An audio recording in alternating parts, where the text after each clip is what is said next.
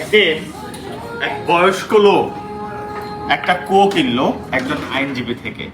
তো কুয়ো কেনার পর পরদিন সে কুয়োয় পানি তুলতে গেছে, আইনজীবী চলে এসে বলল যে আপনি এই কুয়োয় পানি তুলতে পারবেন না। তো বয়স্ক লোক বললো কেন, আমি তো কুয়ো কিনছি। তো আইনজীবী বলছে না, কুয়ো কিনছেন ঠিক আছে, বাট আমি এই কুয়োর ভিতরে থাকা পানি বিক্রি করিনি আপনার কাছে। তো বয়স্ক ভদ্রলোক তখন বলল যে আসলে আমি এই যে পানি তুলতে আসছি এইটা এই কারণে আসে না যে পানি আমার লাগবে, আমি আসলে দেখতে আসছি যে এটার ভিতরে কয় বালতি পানি আছে আর প্রতি বালতির জন্য আপনাকে 10 টাকা করে ভাড়া দিতে হবে।